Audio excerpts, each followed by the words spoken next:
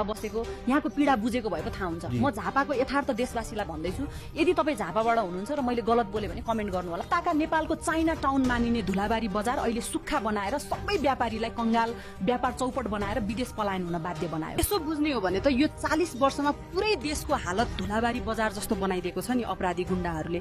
यहाँका जनताले बुझेका छन्। आई खोलाले यहाँका गरिब किसानको जमिन काटेर बगर बनाइदिन्छ।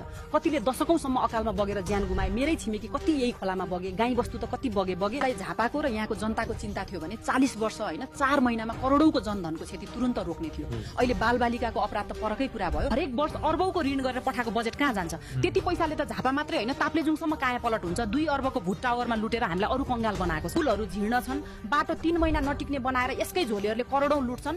उर्वर जमिन झोलेहरूले प्लटिङ गरेर सकेको छ। यहाँ घुस बिना केही काम हुँदैन। युवाहरूको पैसा आउने बाटो केही नै छैन। बेरोजगार, व्यापार चौपट, दिनभरि लुडो क्यारम अनि केटी जिस्काएर दशकौं बिताउने युवा यही झापामा छन्। दशकौंसम्म यो देशको शासक हुँदा यो ठाउँका जनताले यस्तो बिजोग भोग्नु पर्दा मलाई लाग्दैन यहाँका मेरा जनताले यो पिण्ड खाने बेलाको हत्याराबाट फेरि शोषित हुन चाहन्छन् भनेर। शिक्षित जनता, उर्वर जमिन, राम्रो हावापानी, भारतसँग नाका जोडिएको मेरो ठाउँमा आज हरेक घरबाट अर्काको देशमा गुलामी गर्न नगई जीविका चलाउनै मुस्किल। यो बेहाल कसले गरायो?